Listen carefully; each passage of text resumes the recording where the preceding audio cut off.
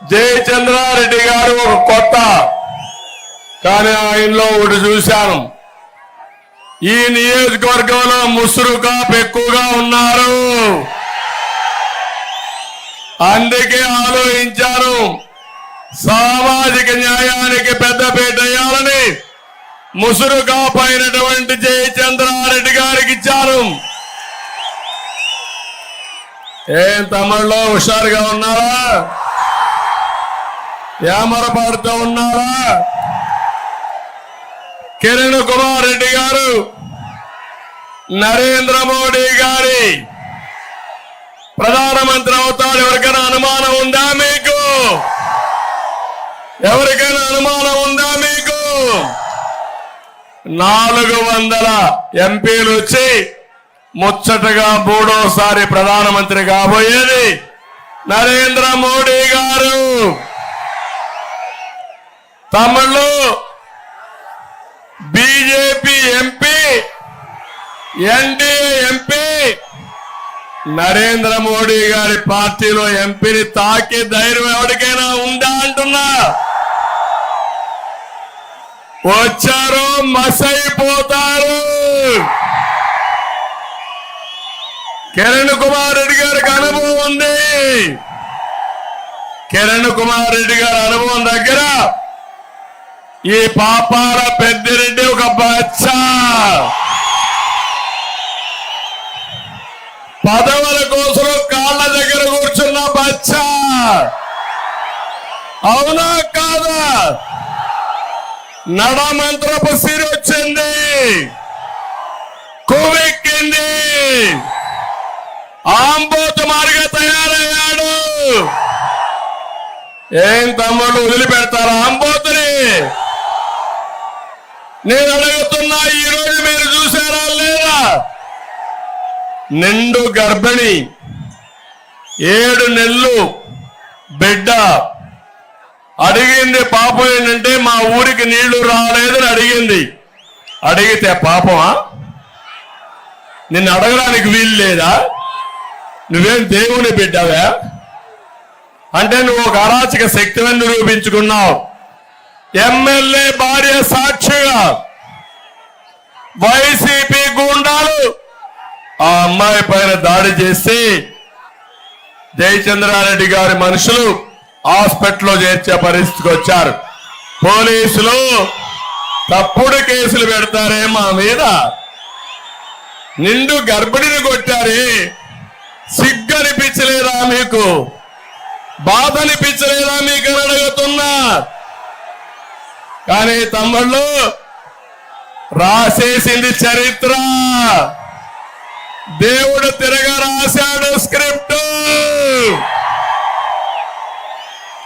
13వ తారీఖున voting, June 4వ తారీఖున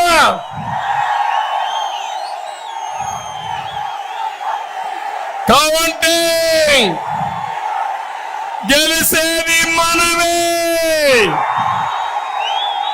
చిత్తుగా ఓడిపోయేది వైసీపీ. వైసీపీ ఇంటికి మన కిరణ్ కుమార్ రెడ్డి గారు పార్లమెంటుకు, జయచంద్రారెడ్డి అసెంబ్లీకి వస్తారు.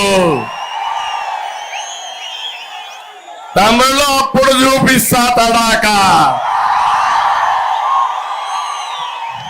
నా తమ్ముళ్ళ పైన 600 మంది పైన తమ్ముళ్ళు, మా తమ్ముడు చూపిస్తున్నాడు.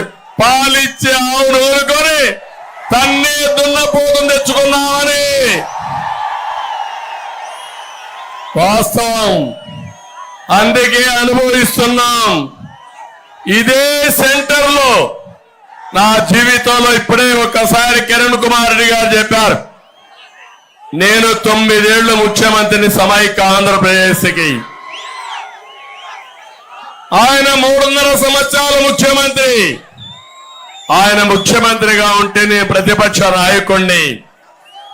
హోందాతనం ఏదో మా దగ్గర చూసి నేర్చుకోవాలి పాపాల పెద్దిరెడ్డి అని అంటున్నా.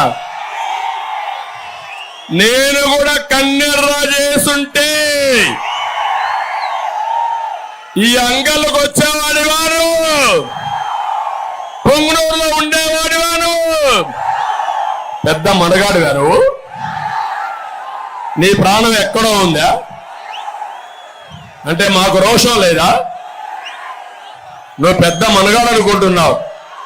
నీ కొమ్ములు విరుస్తా, నీ కొవ్వు తగ్గిస్తాం. ఖబర్దార్, జాగ్రత్తగా ఉండండి. ఏది రాష్ట్రం మీ అబ్బ జాగీరా? నువ్వు పొంగునూరులో ఎమ్మెల్యే కావాలి, మంత్రి కావాలి. నీ తమ్ముడు వలస పక్షి తంబళ్ళపల్లికి రావాలి. మీ తాత జాగీరు తంబళ్ళపల్లి. నీ కొడుకు ఎంపీ కావాలి. ముగ్గురు కలిసి దోచేయాలి. అడిగితే దాడులు చేస్తారా మీరు? ఏం తమ్ముళ్ళు, మీరే చూశారు కదా. నేను ఇక్కడికి వచ్చాను, మొలకల చెరువుకి వచ్చాను. పక్కన పెద్దిరెడ్డి దోపిడి, ఏదైతే అంద్రినీవా కాల ఉన్నా గండికోట నుంచి ఈయన కాంట్రాక్ట్ కోసం సమాంతరంగా కాలువ తీస్తున్నాడు. ఎండగడడానికి వచ్చా, మీ తరపున తప్ప అని మిమ్మల్ని అడుగుతున్నా. అంటే ఈయన దోస్తే నేను భయపడి పారిపోవాలా? ఈ రాష్ట్రం ఎవరిది? ఎవరిది అంటే నేను ఇక్కడికి వస్తే ఇక్కడ మీటింగ్ కూడా లేదు. ఆ రోజు ఈ దారిలో పోతున్నాను. పోతల పట్టుకు నేను వెళ్ళాలా? వీళ్ళ తాత రోడ్డు ఇది, అంగల్ వీళ్ళ జైజన అయింది, వీళ్ళ ముత్తాద్దిది.